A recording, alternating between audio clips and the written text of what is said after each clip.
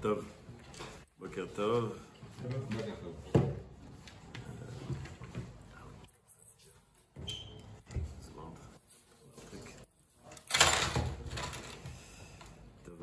Parashat Matot, parashat avec une partie historique et une partie explication des halachot qu'on connaît tous. Les halachot des Nedarim, on traduit vulgairement les vœux. C'est pas des vœux, c'est quelqu'un qui s'engage, qui s'interdit certaines choses. D'ailleurs, tiens, on parle de régime. Donc voilà, il dit je fais un Neder, en fait, c'est pas le vrai langage, hein, mais bon, je fais un Neder de ne plus manger de chocolat. Ça existe.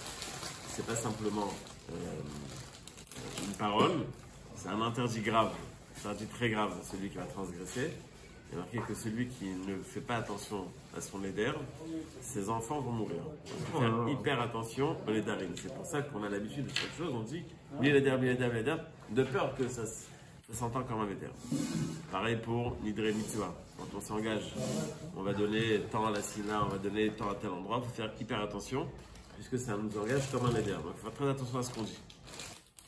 Donc la première partie de la paracha, c'est cette partie-là. La deuxième partie, il y a l'histoire de la guerre qu'on a fait avec Midian et le butin. C'est une paracha d'expert comptable. On rentre dans les détails, combien on a ramené, comment est-ce qu'on a partagé, etc. Donc on va voir, on va essayer de voir s'il y a un lien entre les deux parties. On va commencer par un Rashi qui est, en vérité, j'ai vu ça hier, et très bizarre. Très bizarre le Rashi, je vais le lire avec vous. Alors, début de la paracha. Vaïdaber Moshe el Rashi Amatot, les Bnei Israël, les morts, Zé Adavar Hashem Tzimachem. Donc, Moshe parle au chef de tribu, Zé Adavar Hashem Tzimachem. Voilà ce qu'Hachem a enseigné. Et tous les mêmes Farshim ici, je ne vais pas rentrer dans la question, mais tout le monde pose la question. Et ici, c'est un format qui est différent à tout ce qu'on connaît en toutes les parachutes. Et ce n'est pas mon sujet. Davar à faire, pardon, Rashi nous dit, Zé Adavar. Moshe Nitnaba. Be Kohamar Hashem Kachatzot Alayla. La prophétie de Moshe. Kohamar Hashem. Voilà ce qu'Hachem a dit. Vanevim Nitnabu Be Kohamar Hashem. Et les autres prophètes aussi avaient le même genre de prophétie. Kohamar Hashem. Voilà ce qu'Hachem a dit. Si fallait Moshe. Moshe avait quelque chose de plus. Chez Nitnabe Belashon Zeadavar. Il a une prophétie où il a dit Zeadavar. Voici la parole. Bon, c'est joli, c'est mignon. Enfin, ni on comprend le sens, ni on voit l'intérêt de mettre cette comme si on avait dit. Non, pourquoi quand le prophète recevait la prophétie, enfin, quand on fait une aftara, elle commence toujours par. Enfin, Kohamar Hashem. Que Kohamar Hashem. Je suis d'accord avec la remarque, c'est sûr. C'est Rachel dit, de toute façon, il n'y a pas à discuter. Il y a deux formules. Kohamar Hashem ou Zeadavar. En vérité, en traduction, ça sort plus ou moins pareil. Hein. Non, on sait aussi que Moshe, il a recevait. Clairement. Je vais le relever à la fin. Non, Moshe, quand il recevait une prophétie, elle était. C'était Aspaklaria, mais on va voir ce que ça veut dire. En tous les cas. Donc là, il rapporte mot pour mot. Là, tu as raison. C'est ça. C'est ça le fin fond de l'idée, mais je vais expliquer un peu plus le rapport. Donc on a Rashi qui nous dit voilà, en général, on dit Kohamar Hashem, et puis ici on dit. Zeadavar. Donc, il faut l'expliquer. Alors hier, j'ai vu un chiot pris, la vérité, je n'ai pas l'habitude, mais bon, hier, je me suis laissé tenter. Et c'était très sympathique. Et c'est un peu ésotérique comme explication, mais on va le faire. Parce que, ésotérique. Ah, l'Algérien, il s'est réveillé. Et donc, on va le faire pourquoi? Parce que c'est la parachat Matot. En Ashkenaz, Matot, c'est comment on le dit? Matos. Un avion, on va s'envoler un petit peu. Ça a l'air compliqué au début, mais c'est pas compliqué. Donc, première question donc, Kohamar Hashem Zeadavar. Ok. Deuxième question, pourquoi est-ce que c'est justement ici que quand on veut nous préciser et marquer la différence de la prophétie de Moshe face à ceux des autres, on va le mettre ici dans la paracha des Nedarim, qui a un rapport entre les deux. Et dernière question, bon, ça c'est une question générale. Pourquoi est-ce qu'on a besoin d'une paracha de Nedarim? C'est-à-dire, pourquoi est-ce qu'on a une masséchet entière qui s'appelle masséchet Nedarim entière, avec les interdits que ça engage, il y a une grande partie de la masséchet qui définit, c'est-à-dire, je m'interdis le chocolat, le blanc ou le noir. C'est pas ça la question de la Gemara, mais c'est plus ou moins ça. Qu'est-ce qui est marqué, qu'est-ce qui veut, quel est le sens de chacune de tes paroles, etc., etc. Mais pourquoi est-ce qu'on a besoin de toute cette gamme d'interdits? Alors, Rav disait que son Gan Eden, ça allait être. S'il avait le Gan Eden, il disait si j'ai le Gan Eden, je demanderais un Stender et une Gemara Nedarim. C'était son rêve. C'est-à-dire, il y a 90 dapim, très spéciaux, on va dire. Il faut comprendre quel est l'intérêt de cette paracha. Alors, on va d'abord par ramener ce qui est marqué dans le Harizal et autres. Le terme de neder, en vérité, c'est deux mots associés. Nun, 50. Der, neder, en fait, c'est dar. Dar, c'est habiter.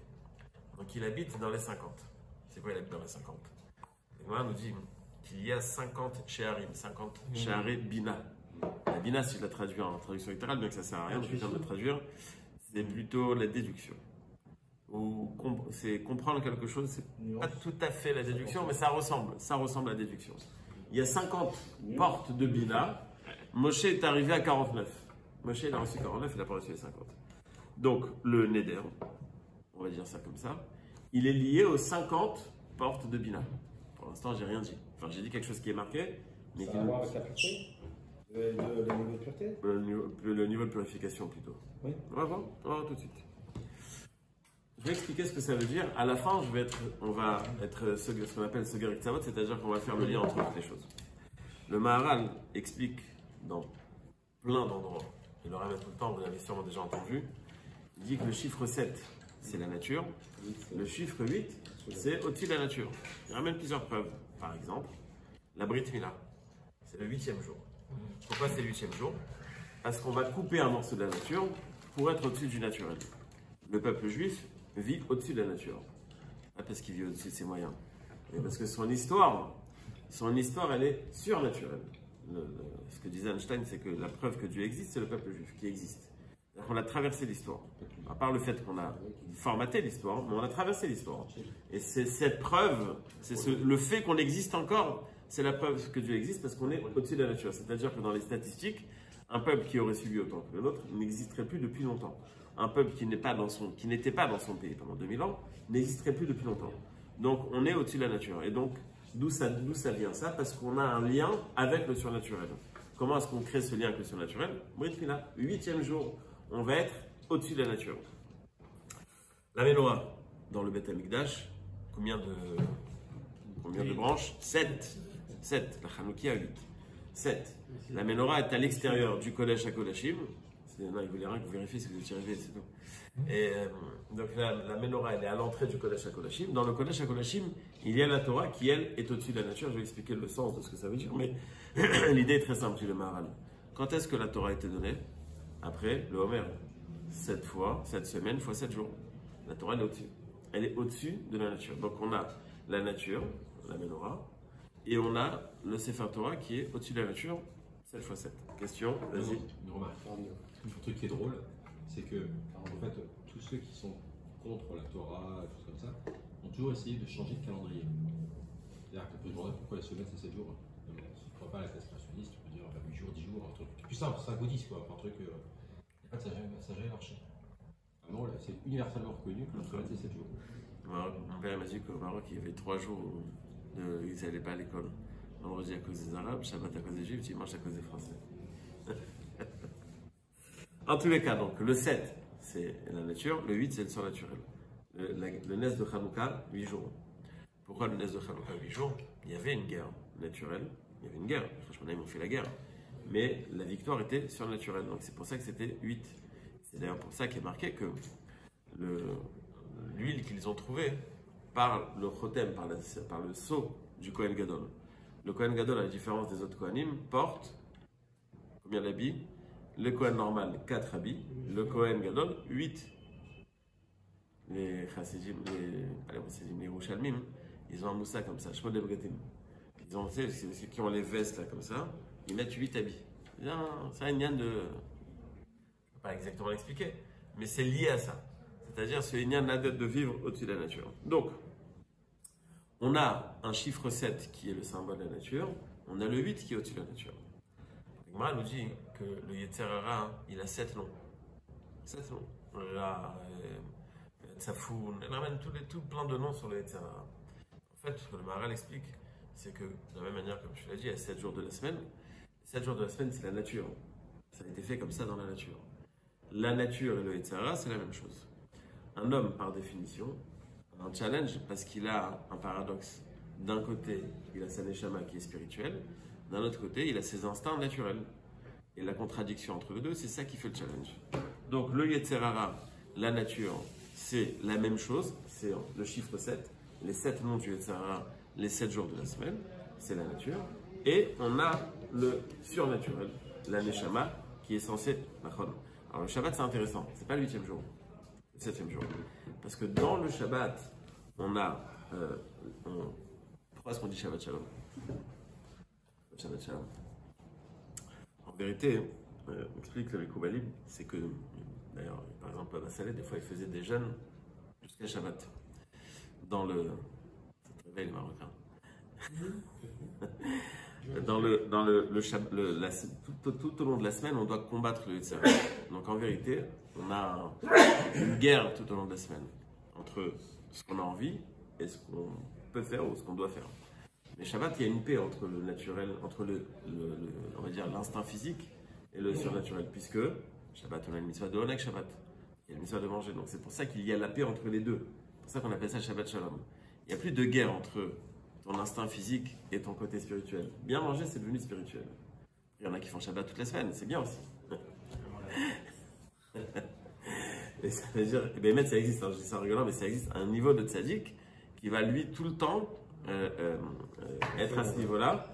C'est marqué dans le Ben Ishraï, c'est marqué dans plein d'endroits. Il arrive à cette capacité. Il y a une capacité comme ça, en vérité, le Ben Ishraï dit que c'est le but à atteindre. Mais bon, c'est pas le sujet. Donc le Shabbat, il est dans le cadre de la nature, il est dans le cadre du Teva. Et dans le cadre du Teva, et dans le cadre de l'instinct naturel, et dans le cadre du, entre guillemets, ce qui s'appelle le Yetzer Hara, tu vas avoir quelque chose de spirituel, c'est pour ça qu'on appelle ça Shabbat Shalom. Donc, on a ce Yetzer Hara, et d'un autre côté, on a notre côté surnaturel. La Gemara nous dit, Baratilo Yetzer Hara, Baratilo Torah Tavlin. J'ai créé un Yetzer Hara, et j'ai créé la Torah pour combattre le Yetzer Hara. Ça rejoint ce qu'on a dit tout à l'heure, c'est-à-dire qu'il y a le naturel, il y a le surnaturel.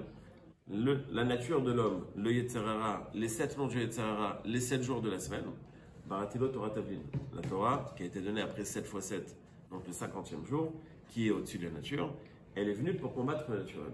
Donc quelqu'un qui a une Torah, a une capacité de travailler, de transformer son Yetzer Hara et même de la servir.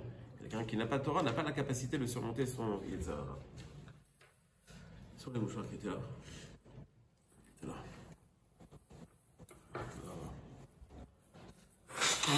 Le problème avec cette idée, c'est que dans la Gemara qui nous ramène que la Torah a une capacité d'annuler le Yetzer Hara, celui qui étudie la Torah il a la capacité d'annuler son Yetzer Hara, il y a l'autre Gemara juste à côté qui nous dit comme ça que tous les jours le Yetzer Hara il se lève pour tuer l'homme. Et si Hachem n'était pas là pour l'aider, alors le Yetzer Hara aurait gagné. Pas compris. C'est quoi la solution? C'est quoi l'antidote? C'est Hachem ou c'est la Torah? Tu peux me dire c'est la même chose, mais bon, dans les termes de la Gemara, une fois on te dit t'étudies la Torah, tant mieux, tu vas annuler ton Yetzer Hara. Une fois on te dit non, Hachem il est là pour t'aider. Il est où l'équilibre entre les deux? Si t'étudies ou pas, c'est pas très bien. Alors si je n'étudie pas, Hachem il ne devrait pas. Non. C'est-à-dire qu'en fait, si tu veux. Mais t'as pas tort, je vais arriver à quelque chose qui ressemble à ça. Mets-toi dans l'étude et tout ça. Ça c'est sûr, ça on est d'accord. Ça on est d'accord, mais pourquoi est-ce que celui qui n'étudie pas, il est aussi aidé? Alors non mais tu as raison, c'est pas, je vais expliquer ce que tu veux dire. Le Ohr HaChaim HaKadosh il donne une explication comme ça. Il dit qu'il y a 2 niveaux d'études. Il y a un niveau d'études, comme celui qui va à la fac par exemple, il étudie pour avoir un diplôme, pour avoir pour avoir un statut, pour gagner de l'argent, etc. Ça c'est une étude par intérêt. Pardon? Il y a dans l'étude de la Torah une dimension qui est bien plus profonde que ça, l'Ishma. Étudier la Torah parce que la Torah c'est le cerveau d'Hachem. J'ai étudié la Torah, je suis mis travers, je m'attache à Hachem. Et d'ailleurs, quand on dit l'Ishma c'est l'Echem, Hachem. C'est-à-dire que j'étudie la Torah parce que c'est ce que je dois faire, parce que étudier la Torah c'est se mettre en symbiose avec Hachem. Donc il y a ce niveau de Torah, et donc tu es complètement rattaché à ce côté de Torah qui est surnaturel, et puis il y a le Torah Shelo Lishma, qui est aussi bien, parce qu'il y a marqué que même si quelqu'un n'arrive pas à ce niveau d'étudier la Torah Lishma, il faut quand même faire l'effort de l'étudier, puisqu'un jour, tu vas passer de niveau et tu vas arriver à Torah Lishma. Mais cette personne qui étudie la Torah Shelo Lishma, donc pas en tant que connaître, pas en tant que symbiose avec Hachem, mais simplement connaissance, ou par intérêt, il veut un titre de rabbin, ou je ne sais pas ce qu'il veut, ou simplement il ne veut pas aider à la maison, il dit chiot. D'accord? Donc c'est chez l'Olishma. Alors lui, il a une étude de Torah, mais d'un autre côté, il n'a pas ce lien avec le surnaturel. Qu'est-ce qui va le sauver du Yetzirah? J'ai dit, bon, t'es quand même venu étudier, je vais t'aider. Donc c'est pour ça qu'on a une fois une Gemara qui me dit, étudie, la Torah va te protéger. Une fois une Gemara qui te dit, le Yetzirah, c'est que Hachem qui te protège. Ça dépend de ton niveau de symbiose avec Hachem. Si tu es en symbiose avec Hachem parce que tu étudies la Torah du Shema, tu es protégé à 100% par l'étude de la Torah. Mais si ta Torah elle est plus faible, tu as besoin d'un petit complément, tu as besoin de vitamines, qu'est-ce qui va t'aider? C'est Hachem qui va t'aider. Maintenant, on va commencer à faire un peu d'ordre. Le neder, c'est quoi? Donc dans la Gemara, c'est très intéressant à voir. C'est une marloquette fondamentale. Il y en a qui te disent que le neder, c'est un grand sadique. C'est lui qui a décidé de faire un neder, de ne pas boire du vin, c'est un grand sadique. Il y en a un autre qui te dit c'est un grand rachat. Très très spécial comme marloquette. Pourquoi ce sera un grand rachat? Kiffe la vie. Regarde Sota. Non, il y a marqué que quand tu vois une sota, tu dois faire un neder. Mais la marloquette là-bas, c'est comment expliquer? Là-bas, c'est marqué que celui qui dit qu'il est rachat, c'est parce qu'il se fait souffrir. Ouais, parce que qui lui a donné le droit de se faire souffrir? Ils se sont fait souffrir pendant. C'est très récent qu'on a aboli les souffrances physiques. Mais pendant des siècles, ils se sont fait souffrir. Ils ont fait. Ils ont fait un an.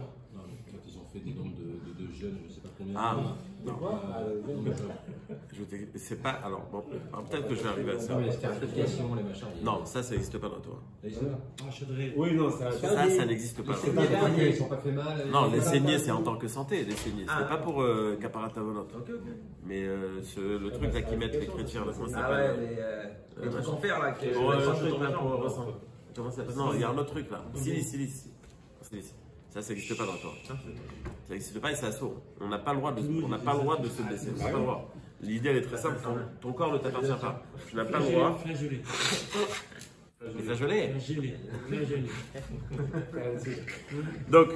Donc on a une marloquette. Est-ce que le neder c'est quelque chose de positif ou pas? Le inyan du neder il est comme ça. Il y a un instinct naturel. Le Yetzirah, ce qu'on a dit, le inyan du naturel. Une personne qui veut passer à l'étape du dessus, donc il veut se couper du Olam Hazé. Donc il va faire un neder pour se couper du Olam Hazé. Donc pour devenir plus spirituel. Ce neder là, il est positif. Il est positif. Pourquoi? Parce qu'il a il vise un but spirituel. Celui qui fait un neder pour le régime, par exemple, non, ça c'est pas un neder. C'est bien pour c'est bien. Non, mais c'est bien, Il y a le régime. Non, tu as le droit de faire un régime. Oui. Pas un neder. Ah oui. Non, ça c'est sûr. Parce qu'il pense que ça va l'aider. S'il n'arrive pas, les gars, ils voient une tablette de chocolat et après 2 minutes, il n'y a plus de chocolat. Alors il dit, je vais faire un neder, ça va m'aider. Bah, c'est interdit maintenant. Quand tu fais le neder, c'est interdit. C'est gravement interdit. Donc peut-être que j'arrête de manger du chocolat, c'est pas un neder. Ah non, si tu dis arrête de manger du chocolat, j'arrête pas. Mais si tu dis kunam, quand j'étais allé chez Vactana, j'ai étudié le nedarim. Et là-bas, la première Mishnah de nedarim, c'est celui qui dit kunam, kunar. Kunas. On s'en rappelle. D'ailleurs, je suis allé chez Vactana, donc on étudiait, on était en plein la série de Nedarim. Et j'avais dans la chambre un gars qui est avec moi qui était casse-pied. Non, j'ai trouvé la solution. Je lui ai dit tout ce qui est à moi, Kunam. Tu peux pas en profiter. J'étais tout content. Après un quart d'heure, je lui ai dit je suis malade. On va faire dans la même chambre. Je suis parti voir le Shiva. Il m'a dit alors, tu vas te débrouiller, mon ami. Il faut que tu aies un dédine qui t'allume ton Neder. Bon. J'étais au Rassi où je vais, il m'a dit tu vas chez Rottenberg. Ok, j'appelle Rottenberg, est-ce que je peux venir tel jour? J'avais 15 ans, 16 ans. Il me dit oui, Dafka, il y a des rabbinim qui seront là, qui sont de passage, je viens demain matin. J'arrive, il y avait à Rottenberg, il y avait Rav Yaakov Hillel, et il y avait le Rav de Getzel qui s'appelait Rav Rakov. Alors moi je suis 15 ans, tout va bien quoi. Alors il me dit c'est quoi l'histoire? Je dis ouais, mon copain me saoulait, il fait un neder et tout. Alors là, je crois que c'était le Rav Rakov qui me dit mais c'est pas bien de faire un neder. Je dis ouais mais bon. Il m'a allumé, il m'a dit tu sais que c'est très dangereux. Je dis oh là, d'accord. Donc en fait, il m'a fait regretter le neder et après il m'a dit moutala. C'est pas de la rigolade un neder. C'est-à-dire, je l'ai ressenti comme ils m'ont remis en place. Quoi. Je comprends pas. C'est que ce que tu déclares, là c'était déclaratif ce que tu lui as dit. Tu n'as pas dit je prends sur moi ou je. Kunam, si je dis kunam, ça veut dire que c'est un neder. C'est un des langages, il y a plein de langages. Ah, c'est-à-dire si je dis Balpé, écoute, comme il a dit, je fais un régime d'inversion, ça fait pas. Non, il y a un il y a des termes, il y a des termes. Et quand quelqu'un dit je fais le neder, alors ça marche. Non, mais si par exemple, Ça marche. je m'engage à ne plus manger de chocolat. Non, ça c'est C'est pas un un neder. neder ou pas? Non. Pourtant, ils sont engagés. Mais si tu. Ouais, engagé. Non, mais c'est pas. Ah, ou peut-être. C'est vrai, excuse-moi. Toi, tu as dit je m'engage peut-être. Parce que la Gemara, elle parle de ça. Elle parle justement de quels sont les langages de neder. Peut-être que je m'engage sur un neder, je me rappelle pas. En fait, là où je veux en venir, c'est que, encore une fois, on en revient à la paracha même d'avant, la précédente. L'ancienne. Ou la force du. Ah, la force de la parole, oui, c'est sûr. Ça, c'est. Il y a tellement à apprendre ici. Je vais rien que terminer. Mais Bémet, c'est-à-dire, il y a beaucoup d'explications qui te disent que le neder, c'était pour te faire prendre conscience le niveau de ta parole. En tous les cas. Le neder, donc, peut t'aider à faire un pas en avant dans le spirituel. L'exemple qu'on a, c'est Yaakov Avinu. Yaakov Avinu, il allait chez Shiva. Tout va bien pour lui. Quand il décide d'aller chez Lavan, Vaïda Yaakov Neder. Yaakov, il fait un neder. Il dit Hachem, si jamais tu m'amènes chez Lavan et que je sors de là-bas et que tout ira bien, alors, Makara. Quand il était à l'Aïshava, il était complètement coupé du matériel. Donc il est en symbiose directe. Et quand il va chez Lavan, c'est fini, ça redescend sur terre. Redescendre sur terre. Il y a danger. Il y a danger. Comment est-ce que je fais pour pas prendre de risque? Neder. C'est ça qui va me permettre d'être relié au fameux Nun Dar. C'est-à-dire, Nun, les 50 Shaharibina, Dar, il habite, pour pouvoir habiter à ce niveau-là, pour être en symbiose avec quelque chose de spirituel, je vais formuler un Neder qui va me permettre d'être en rapport avec ça. Et donc, la Torah, le Baal HaTanya dit comme ça, il dit que, on ramène plusieurs fois dans la Gemara, que la Torah, elle ressemble de l'eau. Pourquoi est-ce qu'elle ressemble à l'eau? Alors, il y a la Torah, c'est-à-dire ce que nous, on ne sait pas en vérité. Il y a la vraie profondeur de la Torah, et puis il y a la forme qu'elle a pris. Ce que nous, on voit aujourd'hui. On dit par exemple que la Torah existait avant le monde. C'est-à-dire quoi que la Torah existait avant le monde? La sortie d'Égypte, s'il n'y a pas de monde, il n'y a pas d'Égypte, il n'y a pas de sortie d'Égypte. Il y a quelque chose d'autre derrière. Seulement, ça a pris une forme. Dans le monde physique qu'on connaît, ça s'est adapté. Et c'est l'eau. Tu la mets dans un verre comme ça, l'eau elle va prendre cette forme. Tu la mets dans un bac comme ça, elle va prendre cette forme. C'est-à-dire que la Torah, elle s'est adaptée au format qu'on connaît nous aujourd'hui. En vérité, elle n'a pas de forme à elle. Elle prend la forme. Donc, la Torah, elle descend. C'est pas qu'elle a été écrite par Dieu qui connaissait le futur. Non. C'est sûr que c'est vrai. Mais c'est pas qu'il y avait un texte écrit avec l'histoire qu'on connaît, et il connaissait déjà, et puis au fur et à mesure. Il n'y avait pas le texte. Il n'y avait pas le texte. Le texte était différent. Le Ramban, il donne un exemple. Il dit que c'est comme un feu noir sur un feu blanc. Bon, ça aussi, c'est expliquer cette image. Mais il explique avec ça, puisque tu relèves, il explique avec ça, dans les 8 derniers psukim de la Torah, il y a marqué que Moshe est décédé. Ouais, c'est qui a écrit alors? Machloka dans la Gemara, est-ce que c'est Yoshua, est-ce que c'est Moshe? Et si Moshe l'a écrit, alors comment est-ce qu'il peut écrire que Moshe est décédé? Alors une des explications, voilà, les explications en fait, c'est que les lettres c'est un code. Donc il y avait des lettres qui étaient mises d'une certaine manière, et après Yoshua il les a remis en place avec l'histoire qu'on connaît nous. C'est-à-dire que ce qu'il a écrit en Torah, c'est pas de l'histoire. Nous on voit le livre, la Bible comme l'histoire, c'est pas une histoire. Chaque lettre de Torah, Rabbi Akiva, il pouvait à travers les tagim, là, les couronnes qu'on a sur les lettres, il pouvait expliquer une halakha. Comment? Quel rapport? Il y a un petit trait comme ça veut dire quoi? Il y a un sens bien plus profond que ce qu'on connaît dans la Torah. Mais on a une Torah qui est adaptée à notre niveau. Si on ne nous avait pas dit Tfilin, on ne serait jamais arrivé à comprendre Tfilin. Alors on t'a dit Tfilin pour rappeler la sortie d'Égypte. Mais il y a quelque chose de bien plus profond que ça. Et c'est ce que le Baal HaTanya nous dit. C'est pour ça qu'elle ressemble à l'eau. C'est-à-dire qu'il y a l'essence même et il y a la forme que ça prend dans la vie de tous les jours. Donc ça, c'est le corps de la Torah. Elle est à ce niveau-là. Maintenant, comme Moshe Rabbeinu, il vient au peuple. Il vient voir le peuple. Ou nous-mêmes, quand on va enseigner à un enfant, on va lui expliquer.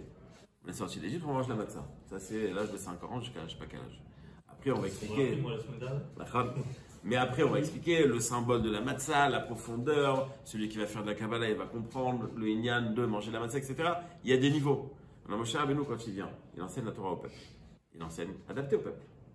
Adapté au peuple. Donc, il y a une idée générale, on va dire.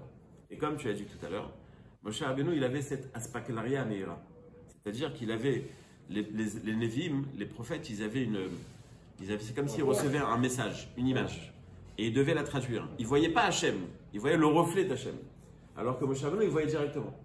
Donc Moshe était capable d'amener la chose telle qu'elle est, ou de donner le sens de la chose, l'essence plutôt que le sens de la chose. Donc, quand on te dit que il y a deux sortes de prophéties, Zéadavar ou Kohamar Hashem. Kohamar Hashem, voilà. Tfilin, Tfilin. Kohamar Hashem, voilà, c'est ça. Zéadavar Asher Tziva Hashem, il n'explique pas la parole, il dit pas la parole, il explique le sens de la chose. Il vient dans cette paracha, et c'est la seule fois qu'on a dans toute la Torah, où il parle Raché Amatot. Il parle au chef de tribu. Ceux qui étaient déjà au niveau d'être imprégnés par ce niveau supérieur. Et c'est pour ça qu'il leur dit Zéadavar. Je ne vais pas vous enseigner simplement la forme de la chose. Je vais vous enseigner l'essence de la chose. Où est-ce qu'il l'enseigne? Dans l'histoire du Neder. L'histoire du Neder, c'est justement, même celui qui n'est pas encore au niveau à ce niveau-là, mais il peut se rapprocher d'Hachem par ce Neder, par ce Nundar, par ce fait qu'il va se couper du matériel et se rapprocher du spirituel. Donc, grâce à ça, on a compris toute la première phrase du Pasuk et Rashi. Zéadavar Asher Tziva Hashem, je vais vous enseigner l'essence des choses. À qui il enseigne? Raché Amatot, au chef de tribu. Pourquoi? Parce qu'ils sont les seuls à être capables de comprendre. Et ce sont eux qui ont le droit de valider un Neder ou d'annuler un Neder. Parce que ce sont eux qui vont comprendre quel genre de Neder c'est. Est-ce que c'est un Neder spirituel ou est-ce que c'est un Neder qui ne sert à rien du tout? Ce sont eux qui vont avoir ce droit-là. Dans cette paracha, on voit donc, ce qu'on voit à travers le Neder, c'est justement l'équilibre et le lien qu'il y a entre le matériel et le spirituel. C'est-à-dire un homme, il est fait par ce paradoxe, matériel et spirituel. Si on n'était que des Neshamot, bon, bah, okay, on serait directement dans l'Olam. On a ce paradoxe, on a l'équilibre qu'on doit créer, qu'on doit trouver. Et le Neder fait partie des moyens d'y arriver. Pourquoi? Comme tu l'as dit tout à l'heure, on doit se couper du matériel pour se rapprocher du spirituel. Après, Bezrat Hashem, quand on arrive à dépasser cette étape, alors, comme nous dit le Ben Ishraï, je l'ai dit rapidement, mais il dit que le but, c'est de prendre le matériel, de le transformer en spirituel, et donc d'être un tzaddik qui va être capable de manger, mais pas en niveau j'ai faim, je mange. À un niveau, un tikkun, etc. C'est à ça qu'on doit arriver. Comment est-ce qu'on arrive à ça? Par le Neder. Le Neder, c'est le symbole du Neder, c'est ne pas flirter avec le Yetzer Hara. C'est-à-dire que j'ai le droit d'aller à la plage. Je le kiffe. Mais à quelle plage tu vas? Non, c'est pas un bon exemple. Je vais donner un autre exemple. Tu ne flirtes pas. Non, je parle de la plage cachère. Évidemment, mais même la plage cachère. Une fois, j'ai amené un rave, je l'ai amené à Tel Aviv, il voulait aller à la plage. Et donc, on attendait pour rentrer dans le parking. Il m'a dit, il était comme ça, hein, je lui dis, c'est un sadique, c'est-à-dire, regarde rien. Il m'a dit, c'est ça la plage cachère? Alors que c'est la plage séparée, mais bon. Tu es un peu vautré sur ce coup-là. C'est Tel Aviv. Avant d'arriver à la plage, c'est pareil. Oui, bon, de toute façon, ne regardez pas la route, mais là, on était bloqué pour rentrer au parking. Bekitsour, une fois, j'étais avec je donnais un cours à. Comment ça s'appelle l'école là? Pas l'école, la fac là, j'ai oublié comment ça s'appelle. L'école privée là, Ben Troumi. Ben Troumi, là. Et il y avait un petit jeune comme ça, très sympathique, très mignon. Il m'a dit, Merav, c'est impossible. On va en boîte, on ne peut pas revenir seul à la maison.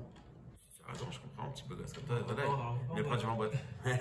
Tu flirtes avec le Tsahara, après tu te plains. Il voulait pas.